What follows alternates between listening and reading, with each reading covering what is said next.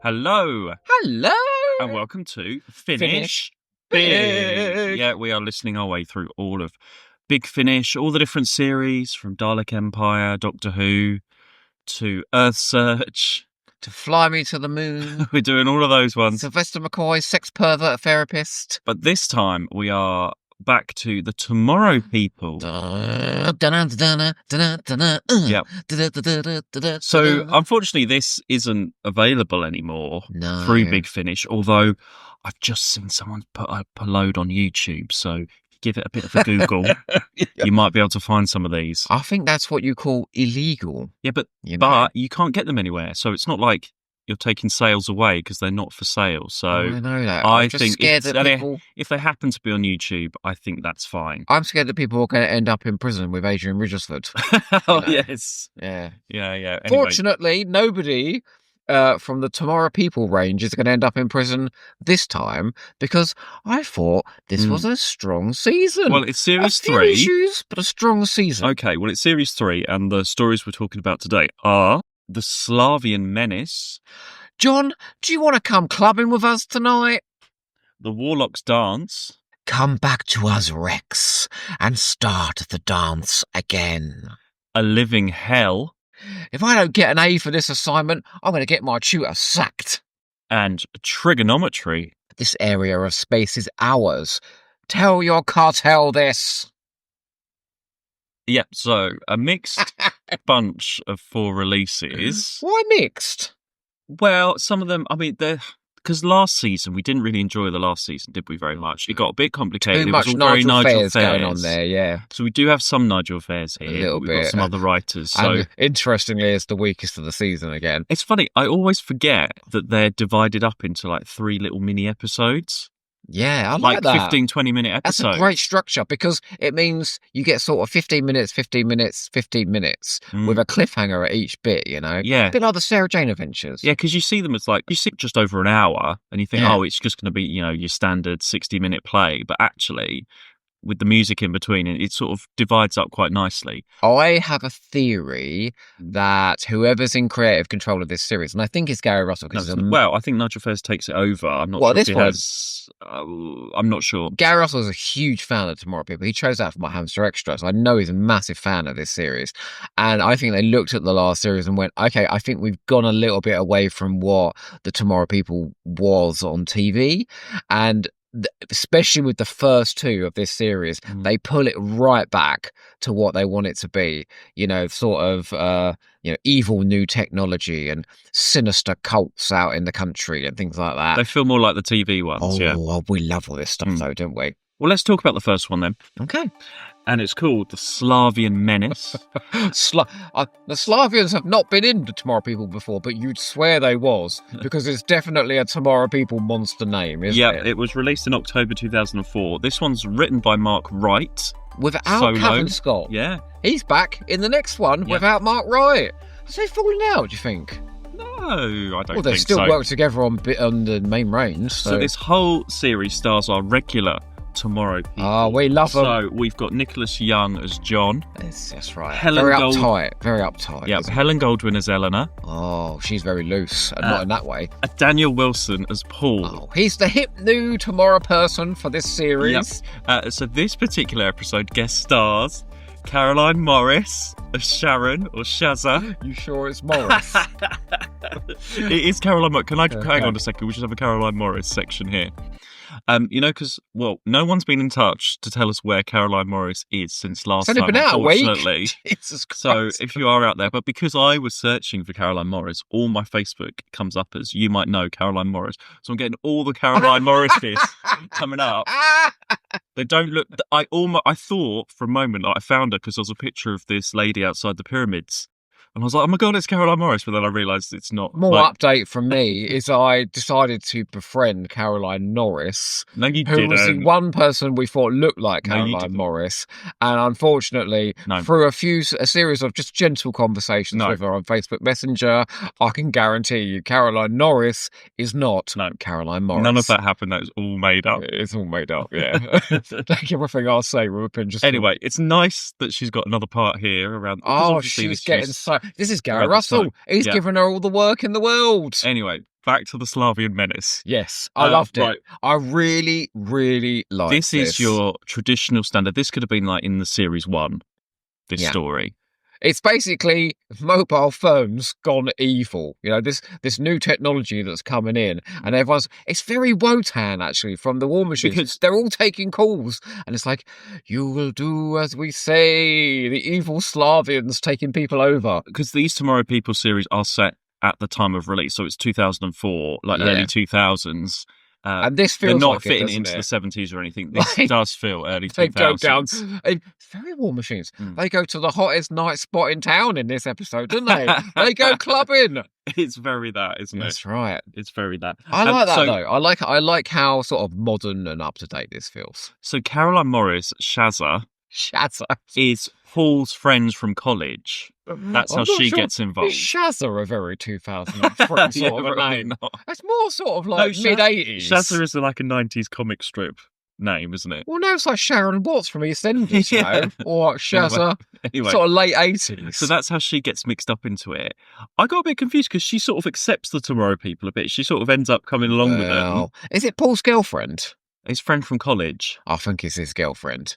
No, he I don't wants think to it get is. in her knickers, so he says No. to her, "I'm homo superior," and she goes, "Oh, I thought you liked girls." No. That line's not in it. No, but they got a nice rapport though. I thought. Yeah, it's quite good. It's very refreshing because we only ever hear Caroline Morris say playing her mem, so it's really nice to hear her playing something else. Can I tell you something a little bit about the Slarvians? Oh yes, please do. The new great jellies that the Tomorrow People are facing. How did you envisage the Slarvians? I don't know, sort of made out of like takeaway boxes or something.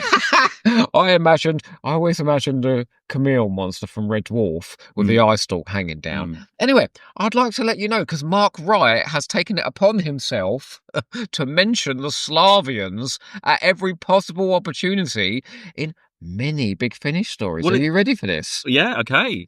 Okay, so the Slarvians feature in the Benny anthology, Missing Adventures, where Benny and Louise, oh no, it's in the story. Louise? Yeah, it's called This is my niece, Louise. No, it's called Benny and Louise. I think it's their take on Thelma and Louise. Oh, right. But they face the Slarvians. Oh, no, I think I've read that one, actually. Then you met the Slarvians before then.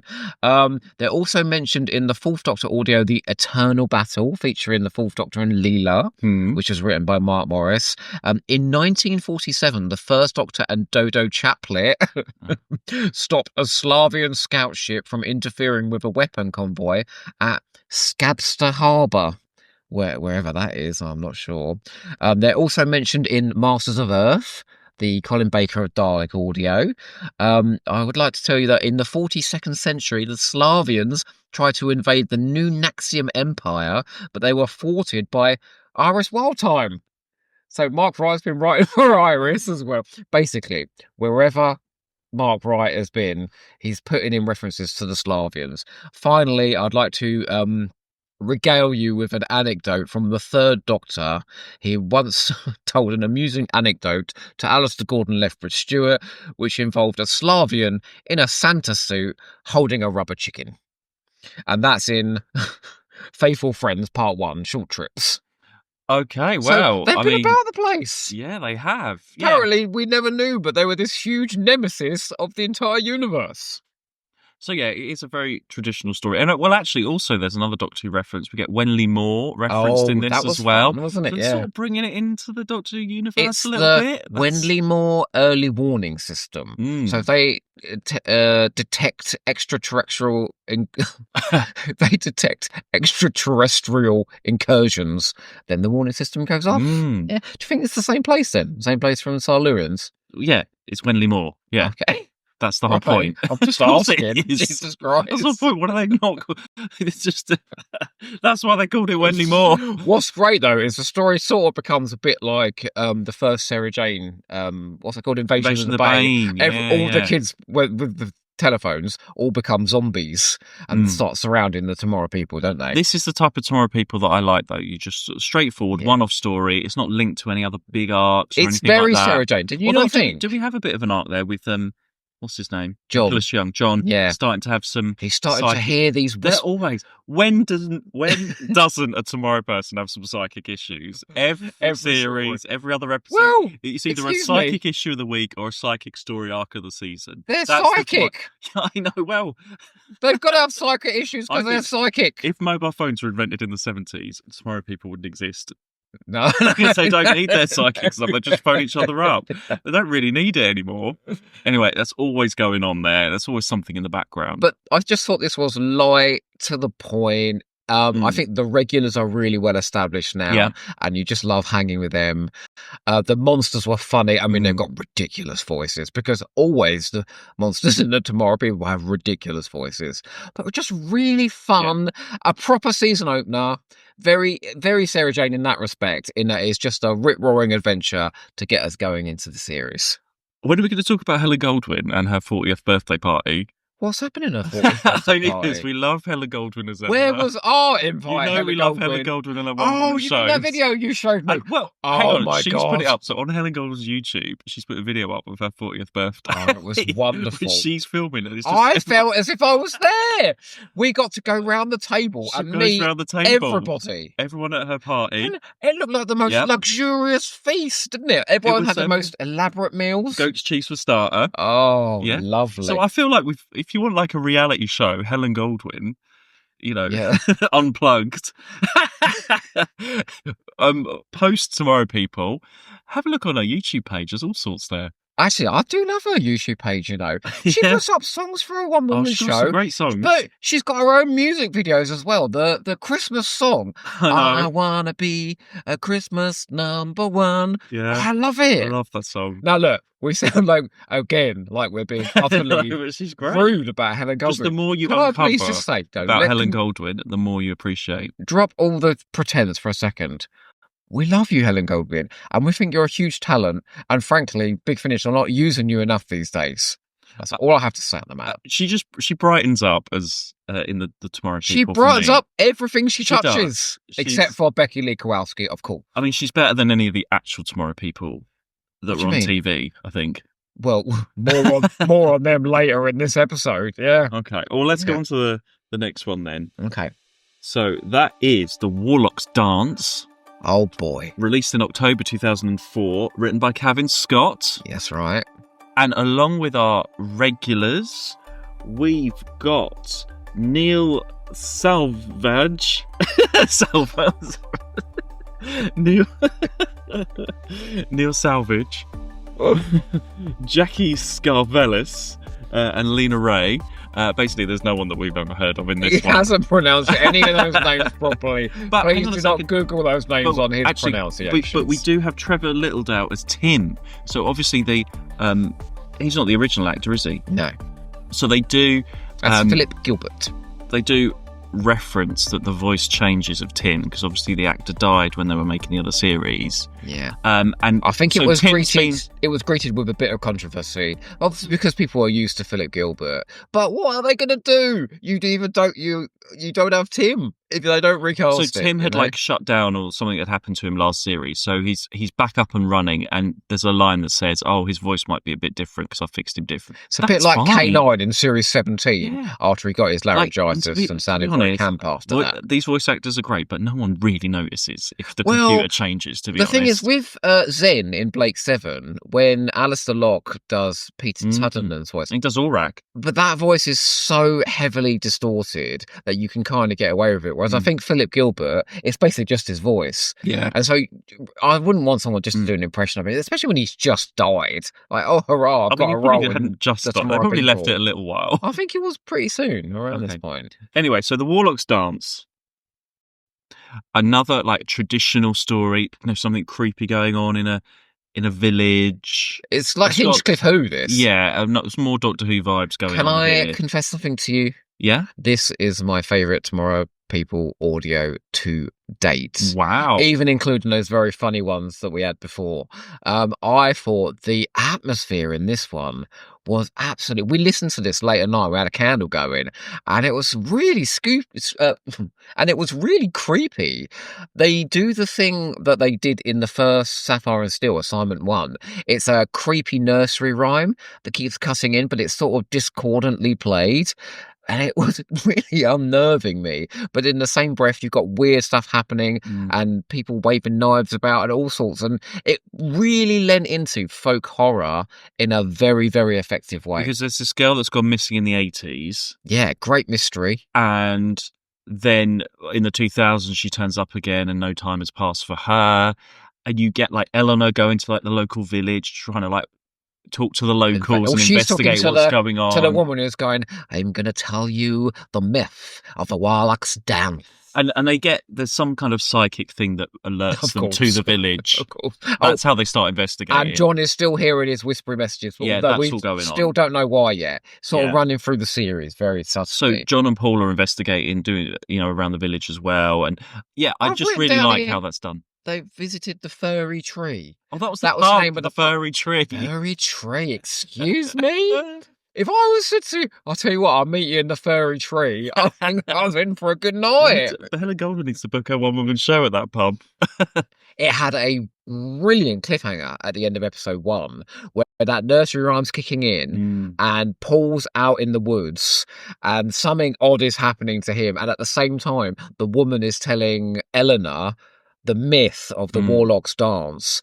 I don't know. It really taps into that. That sort of creepy folklore. In the village, in the village. You can listen to this at dark. This is definitely like a Halloween type almost release. A bit sort of Wicker Man-ish, because you feel like everybody in the village is in this, almost like Shaun of the Dead. Yeah. Not Shaun of the Dead. What's the one in the Dawn village? of the Dead. No. What's the one I'm thinking of? The Simon Pegg one, the comedy one, where they're all in on it out in the village. Hot Fuzz. Hot Fuzz. Almost sort of that kind of atmosphere, but deadly serious and massively atmospheric. The music was great in this one as well. I think towards the end, though, it went a bit strange because it did turn out to be some alien-y thing, It's still a Tomorrow People story. It's still Tomorrow People, so it's... Yeah, I didn't really like the ending. I like the lead up to it, the creepiness and the investigations. There was a great twist, though. There was a great twist where Claire's returns. Yeah. And her boyfriend, Phil, they all think it is Claire. Is it Claire? I can't remember now. Yeah, but why has she been brought back? Oh, because she's supposed to lure all the others, isn't she? To like another dimension or something like that, isn't it? Oh, dimension. Is it something like that? And it does the Twilight Zone thing at the end as well, where it appears that the alien menace has been defeated, and then the survivor Rex hears the whispery voice, Rex, come and do the Warlock's dance again, and it's like, oh my god, will the horror keep going? Like, I don't have a huge amount to say about this because it's very boring to just hear me saying this was superb.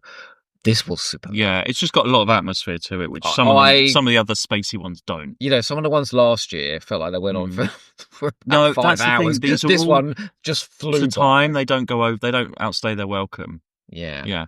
And the horror of this is it's the Halcyons. That's what their name is this week, not the Slarvians, the Halcyons. It's always an Ian, isn't it, of some kind. And they are sucking out the souls of the people, the victims, to feed to their mother. Bit Invasion of the Bane again, really. But no. Absolutely brilliant. I would actually suggest, if you wanted a standalone Tomorrow People to listen to on its own, this should be your first. Type in Warlock's Dance on YouTube, just see what comes up, maybe. Yeah, you never know. Someone may have find put them it up somewhere. Yeah, it could be there. It is nice that someone's actually allowing people to listen to these things. Well, that's the thing. They're really good. They're really, if you want to get the CDs, they're on eBay for like £30 each, and I wouldn't pay more than like £10 for a Tomorrow Person CD. I certainly wouldn't pay more than £10 for a Nigel Fairs. I might have paid £30 for the Warlock's Dance, though. That was really, really good. Yeah. Well, let's go on to the next one. We'll have more to say about the last two because they were the flawed ones. So the next one, A Living Hell. Oh, my God. Released in February 2005, written by Nigel Fairs. Do you think they called this a living hell because they knew this was a script by Nigel Fairs? I don't want to be too mean about him. He really does some great work in those early Companion Chronicles. I don't know if the Tomorrow People is for him, though. My biggest issue is... Hang on, I've not finished doing my thing yet. Oh, well, sorry. So this one guest stars... I mean, this is what a roll call! What a roll call! The A-list. Well, Big Finish A-list. So we've got Joe Castleton. Oh my God! We've got Claire Buckfield. That's Sally Ann from The One Doctor. We've got Maggie Stables. I mean, I needs no introduction. I don't recognise anyone else, but anyway. That's it. That's the Holy Trinity. How Buckfield, amazing. Stables, and Castleton. This is directed by Jason A. Gellery as well. Do you know what? Those three could have been backup dancers for Helen Goldwyn's Christmas #1, couldn't they? That would be great. Oh, imagine they've all got feather boas. Maggie Stables in a red feather boa. My Christmas #1. Oh my God, amazing. So this is a bit of a sequel to a previous audio story, which had Maggie Stables' character in. She's playing the same character, returning, which was was it The Ghost of Mendez, wasn't it? Series 1, actually. But she's an evil scientist working for the government. Now, I'm not going to say that that's out of her wheelhouse because she played a warthog in the first story she did. Evil. She can do anything at all. But I do have a question for you. Is it a distraction when Big Finish give different roles to character actresses or actors that have played like long-running big roles in Doctor Who? Because I just hear Evelyn. Yeah, even though it's no, but I didn't have that problem with Caroline Morris in the first one. No, I know, but Maggie Stables has got a more distinctive voice, isn't she? Even as in Sirens of Time. Looking back now, in recent releases, she's played Evelyn, but not evil, but crabby, So just like she absolutely can do it in Doctor Who. But I just kept thinking, well, why is Evelyn being such a cow to the Tomorrow People? When it's audio, it is more difficult. Yeah. Same as Nick Briggs doing all bit parts in the first 50. No, that's more distracting. Because I'm just saying that's more distracting. In fact, but it's the same. So you can recognise his voice. Oh, hold the recording. Here we go. Hold the recording. I shouldn't have said it. I knew I shouldn't have mentioned it. Due to giving himself over 1,000 roles now in Big Finish, he's going to have to do a spell of 6 months in the Finnish Big Jail. Right, continue. He's already in there, isn't he? No, he got early release to Dalek Empire, but unfortunately he's going back away again. What we're talking about. So this is a sequel to the Ghosts of Mendez, but I mean that was quite a complicated one as well. I didn't enjoy that one. I think you need to really know what's happened previously to enjoy this one. You can't really go into this one standalone. No, but on its own and we got mentioned, and they mentioned just... Shazza, but she doesn't even turn up. Shazza's sister this time. There's too much going on in this, though, and he doesn't structure it well. He goes from one plot line to another plot line to another plot line to another plot line, and we don't come back to them. Like if you're going to do that, you do A plot, B plot, C plot, A plot, B plot, C. So you sort of know the rhythm of it, and you're following them all. He goes A, F, C, B, D. A, F, and it's all over the place. And halfway through this, we were going, what is going on? Yeah. And it does That's come what happened together. Last series, isn't it? It does come together in the last one, and it does explain itself, and it is a good premise, which we'll talk about. But the first half, you and me were so baffled. It's not enjoyable when you really have to really work really hard. You can't just put this on in the background and enjoy it. Like the Warlock's dance, you can just sort of get the atmosphere, and this is just like, right, I'm really having to okay, they're there, this is happening here, this is somebody talking in their mind, there's all of that stuff. Poor old Joe Castleton is the helicopter, she's in a helicopter with crashes into a mountain. Crashes into a mountain, and then Paul's unconscious, so she's just left on her own, and she has to talk to herself while she's getting her out of this situation. So she's like, oh look, there's a rock wall here, I'm going to leave you here unconscious, I'm going to get help, there's a rock wall here, if I push I could be able to get through, oh there's a door here, what am I going to do?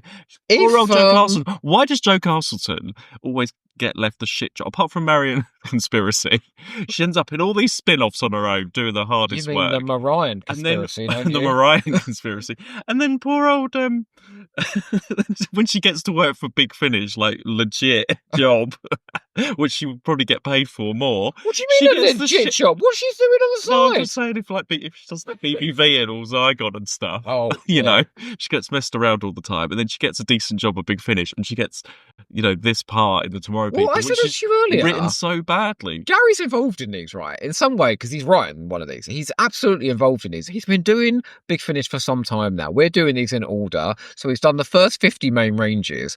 Why didn't someone look at this script and go, there's an awful lot of somebody talking to themselves for that first episode?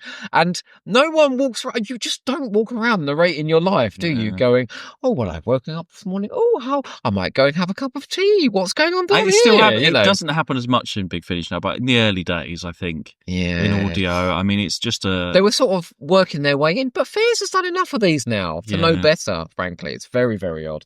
I have another question for you as well, if I may. But, okay, we finally go to visit the Galactic Council, the Federation. Oh, yeah, we're up in space. Good old Eleanor is doing her politics. Now, what seems to have happened is one race of idiot delegates has stolen some sheep from another race of idiot delegates, and they're arguing over these sheep, aren't they? And can I ask you why do they all sound like Smurfs on helium? Like, they can't really do anything else. They sound like those the voice effect from Necromantia. Yeah, but they use that and it's authentic to the Tomorrow People, so bravo for doing that.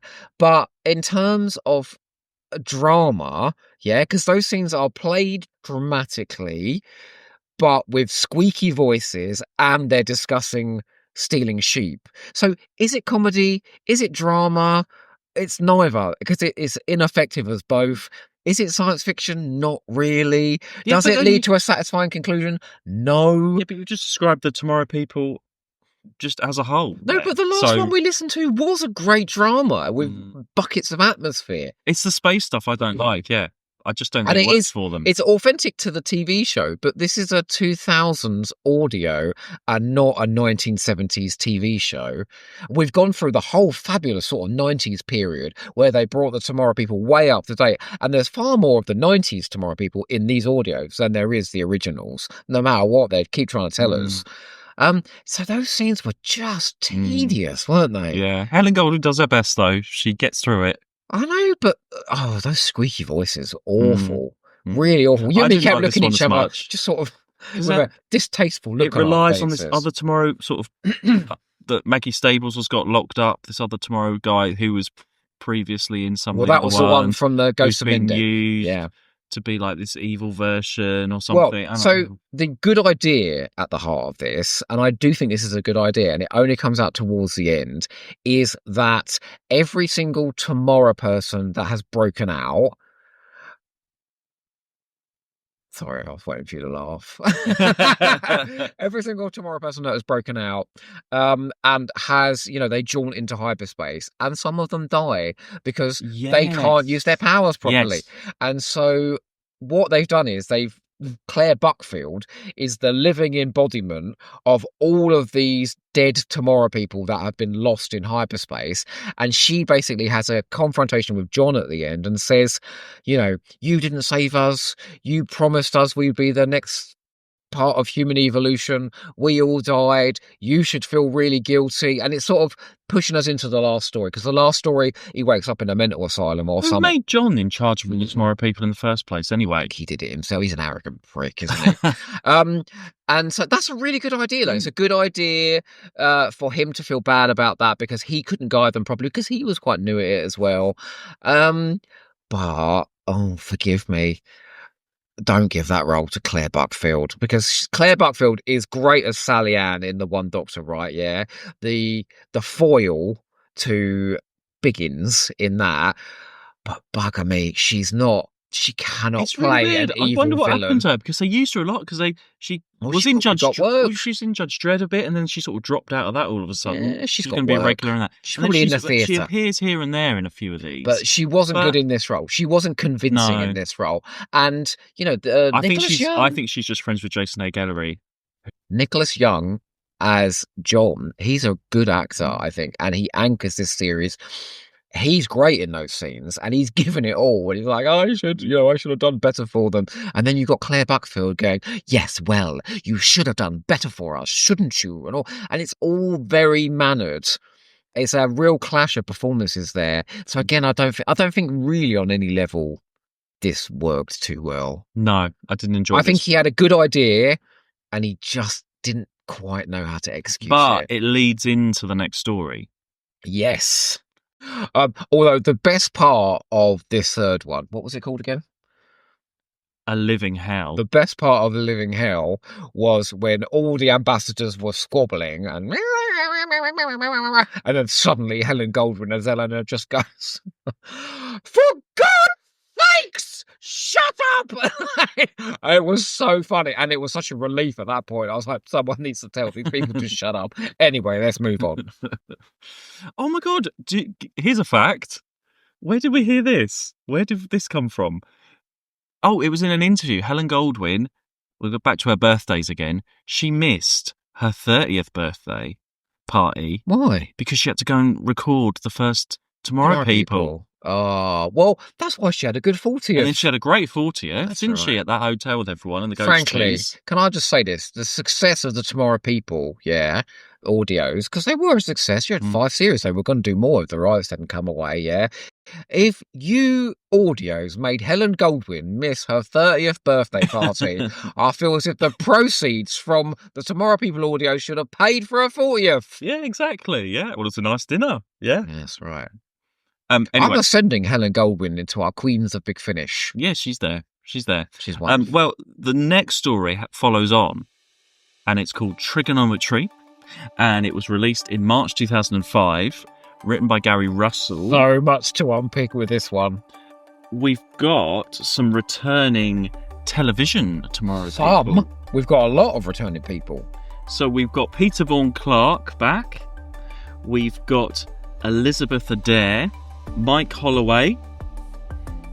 I'm saying this like I know who these people are. I don't. Peter Vaughan Clark was in the first series that we watched together. Yes, I know him because he was in the earlier audios as well, wasn't he? Yeah. And he turned bad and got locked up. That's right. In the last Gary Russell script. So this sort of carries on from that as well. So it's taken a lot of these other sort of story arc things and putting them all here. I don't think Gary Russell is too interested in the new Tomorrow People they have created, because the 2 scripts that he wrote are obsessed with the characters from the 70s, which is what he loves. Those are the stories he talked about on my other podcast. And it's kind of a shame because Eleanor and Paul, who do feature but get like 2 scenes, are just not in the finale. There's only so many Tomorrow People you can have really in one story. But can I just say one thing? This is all set on the Galactic Trig. Can I say one thing? Yeah. Because my favourite Tomorrow People iteration of all time is the 90s one with Christian Smith, that sexy Australian, and Christian Tessa as Megabytes. I fucking loved it, and they have completely skipped over it. So obviously they've created their new version of the Tomorrow People. They're a bit obsessed with the 70s version of the Tomorrow People, and it's almost as if the 90s version what's wrong with my voice? It's almost as if the 90s version is a bit embarrassing to them. It was really great. Maybe they don't have the rights to it. Maybe they didn't have the rights. It's the Tomorrow People. It was Roger Price. It's the Tomorrow People. No, I just don't think they're interested at all. And I do think that's a bit of a shame. Because I think for a lot of kids my age, those few series of, Jean Marsh as the fabulous mosquito-loving scientist, Christopher Benjamin creating the weather. Oh, it was amazing. Danny John Jules in the Livingstones. Anyway, we're talking about trigonometry right now. Oh, yes. Let's get back to the 70s. Yeah. So, it is nice to have the characters back, though, and it does make it feel like it's all part of the same series. Yeah, which is it's nice. like, I don't know, like the Doctor Who doing the 5 Companions or something like that. It's bringing back all these, people like that. So, but I mean, I haven't watched that much Tomorrow People, so I wouldn't really know. I know basically who they are. Did you have enough to listen to this? I knew, I knew who they were. I picked it up. It wasn't, so it's all set in the Trig, and the Galactic Trig. Which is what's his name? Is that the Federation headquarters? Yeah, I just imagined it as that, like a space station. type Or thing. is it set in the Trig? And then we've got all these characters that are sort of locked up, and there's this doctor that's talking to them like a psychiatrist.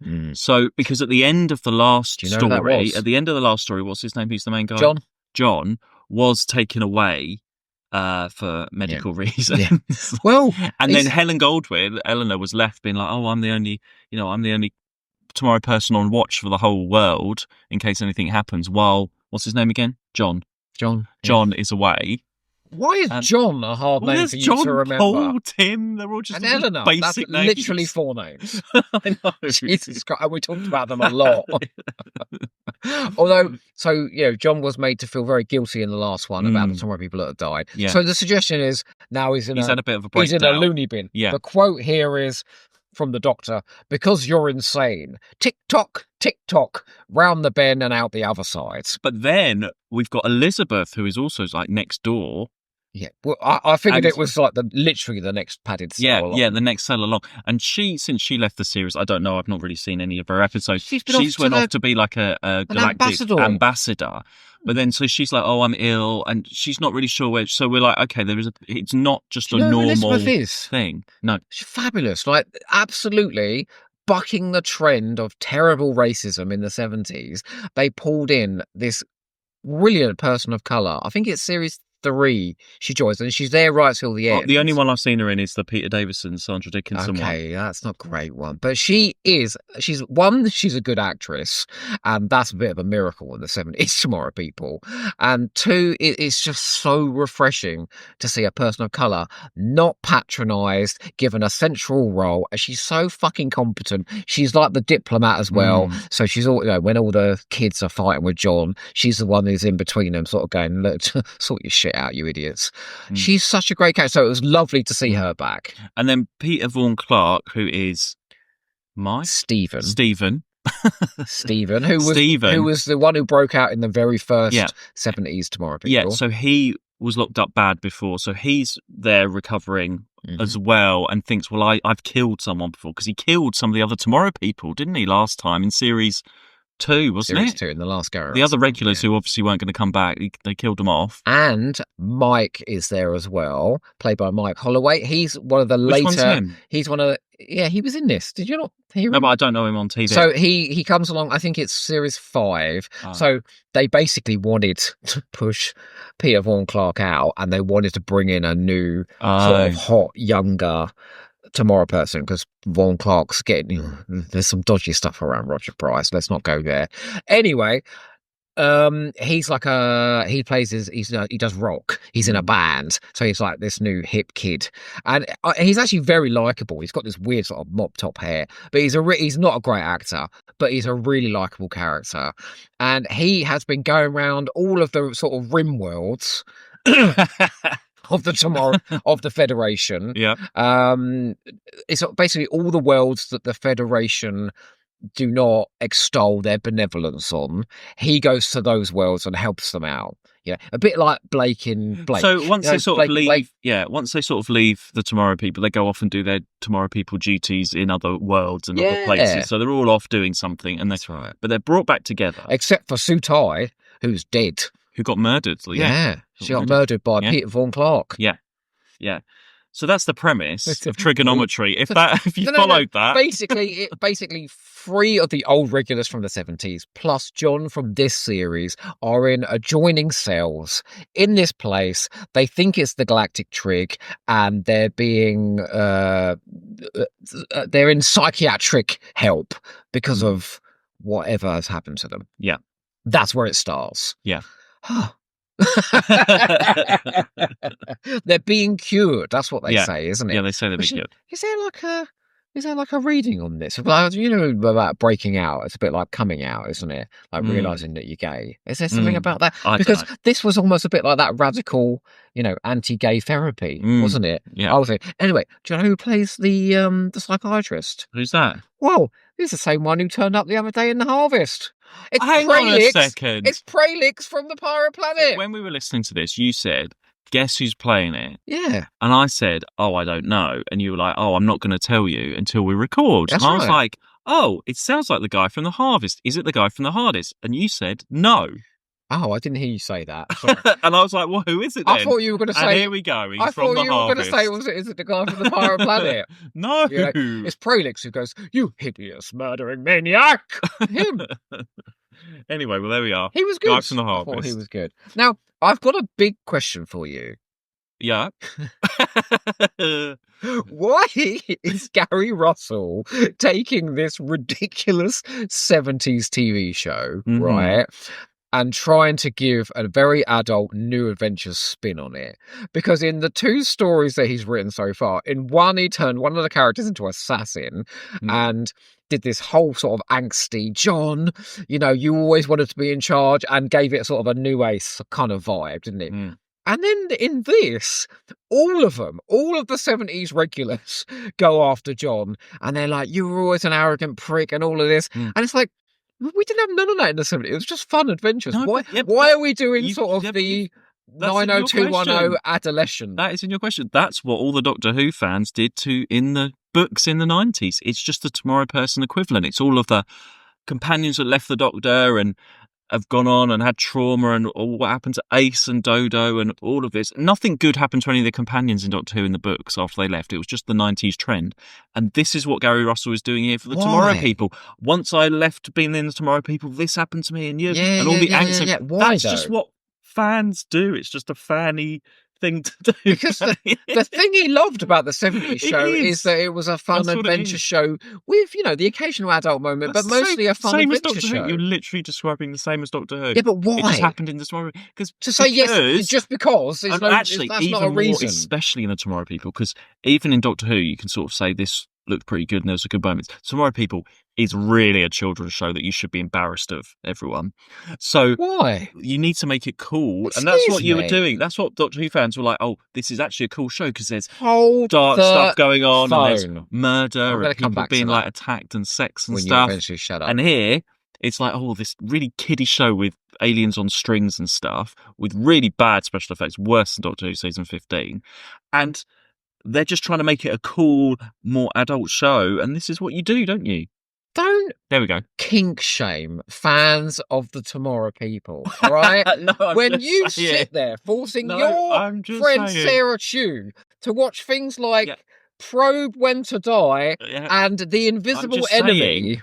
When you watch the Tomorrow People, I didn't realise watching the ones that were in the 70s, I thought it was going to be more like a Doctor Who. Yeah, that's because it is a cheap show made for kids in the 70s. Yeah. Of course it looks shocking. All right. But I'm not saying that's terrible. No, I'm not saying it. No, I'm just saying that's the reason. I'm saying that's the reason why you're adding all this more mature stuff in now. That's all. I'm not saying it's bad to be a fan of it. You cannot fault the creative ambition of what they were trying to do in the 70s with the Tomorrow People. I'm not. You was. But there wasn't adult stuff. Looked into that camera and said they should be ashamed of themselves for liking it. There wasn't like deep character development like they're doing there. Was there in Doctor Who? That's what I'm saying. They're both similar. Watch that all your life. No, I'm saying they're both similar. And it doesn't matter. It could be any show. There's Wizardora fans out there writing Wizardora 90s novels where she has angst and has sex and all of that stuff. It doesn't matter what kids' TV show it is. If you're a fan of it, if you're a fan of it, there are Wizardora fans out there. If you are the Wizardora porn writers, please come forward. All right. There's probably you should be ashamed of yourself. Someone's written a whole novel about that thing that lived in the broom cupboard. Oh, Wizardora, you never treated me right. Why didn't you do this? I never went out and met anyone because of you.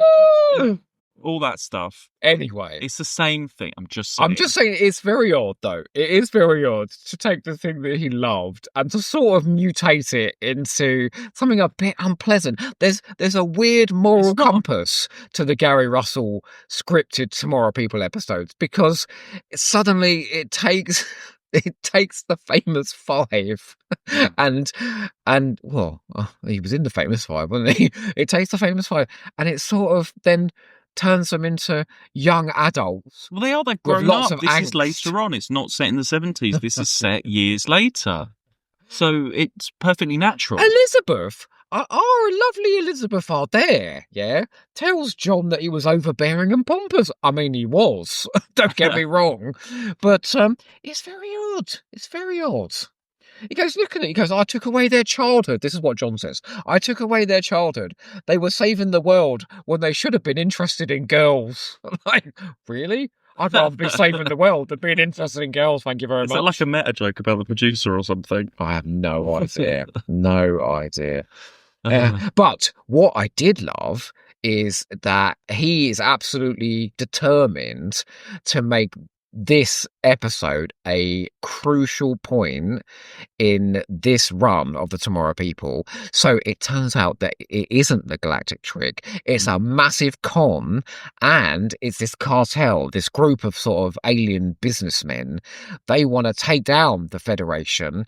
They blow up the Trig, don't they? In the last episode, the Trig's been blown to buggery, and John's going, no, what's going on? So it's a massive, it's huge, because the Trig's always been there in the Tomorrow People, right back from the 70s. So this is a good thing about these audio series being set later on. They're not trying to do with the Doctor Who, shoehorn them in between TV episodes and recreate that time. They can sound older. You can do stuff like that going forward. So it must give them a lot more freedom. What I will say about, I actually think this was a much better script than the first one he did. The dialogue in the first one he did, I can still remember it, how absurdly melodramatic it was. Actually, I thought this was a nicely crafted script. It had a good dramatic hook. It had big moments in that last episode, and even though I am objecting to all of this sort of angsty stuff, it was well written. But what I really loved was John at the end doing his Doctor Who moment where he stood up to the cartel and he went, "The Earth is protected, the Tomorrow People are here, and we will not let you take down the Federation." That was great. You know? Yeah, no, I did enjoy this one. It's one to go back to and appreciate like the story arc, and obviously fans of the Tomorrow People are going to love the returning characters. Yeah, definitely. Although, please, like, you know, we've got a couple more series left. I realise they've already been made, so me saying this is pointless. But if Megabyte or Adam from the 90s Tomorrow People could just get a mention or turn up, well, I'll be very happy. We've never heard any of these before, so we have no idea what's coming up for the Tomorrow People. I know. Do you know Christian Tessier, right? He played Megabyte in the 90s one. He was a redhead, yeah. He was my first redhead crush. I wonder where that ended up.